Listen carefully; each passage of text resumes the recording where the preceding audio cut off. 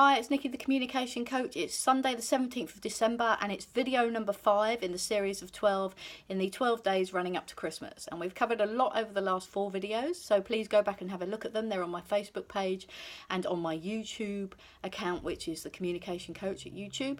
And today we're going to talk about what sort of characteristics you display when you are under stress or planning for something or not looking forward to something or dealing with change or disappointment or loss.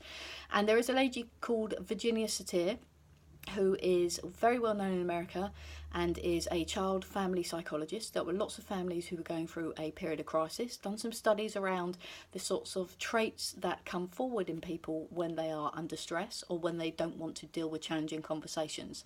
And I thought we'd just cover them today and see if you can see yourself in any of them. Now, you're not necessarily going to be stronger in one of them specifically, but you might see yourself in a variety of different situations displaying the different characteristics. I certainly see them in myself. So the first one is called the computer, and the computer, when they are under stress or challenged or dealing with something that's difficult in their lives, they tend to use very long words. They're very logical. They will use words that they know other people don't understand deliberately to create a sort of barrier between the other person and them, so they don't have to deal directly with the issue. They'll also look very intelligent. They'll look like they're internalising a lot. They'll be doing a lot of nodding, perhaps even like this, thinking about things. And then they will use words where people will go, I'm not really sure what that actually means. And so that will deflect the situation away from them. The other one is the placator. And the placator is somebody who says sorry a lot and who wants to appease everybody rather than dealing with a confrontational situation. They're the sort of person that when they walk into a shop, a real placator will walk into a shop and say sorry immediately to the cashier, because it's almost like, sorry, I don't want to trouble you, I don't want you to have to serve me, sorry for being here. And so they will apologise in an argument or a difficult conversation when they don't need to. They'll also take responsibility when things are not their fault.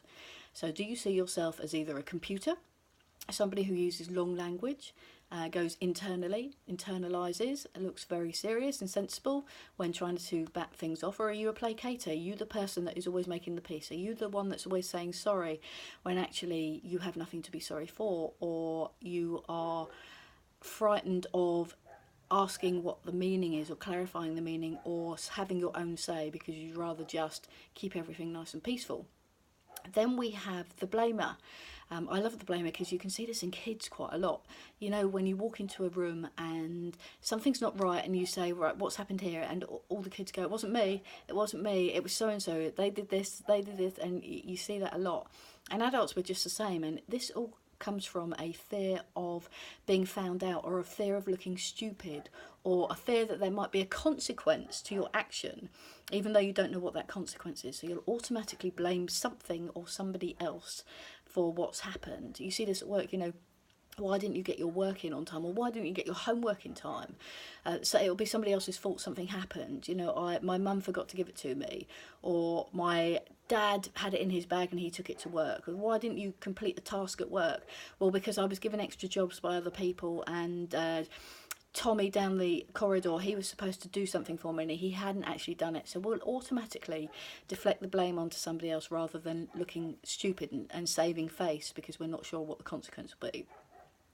Then we have, so that's 3 of them, the placator, the computer, the blamer. Then we have the leveler. Now, the leveler is the person who will always check the meaning, have their say, not be frightened to ask questions, will be listening, will be checking in with tone and body language and words used to make sure they fully understand what's going on, and they will be assertive, not aggressive, not submissive, but they'll be assertive. So they'll always be checking through what is happening. So they're 4 of the characters: the blamer, the computer, the leveler, the placator, and there's one more and I can't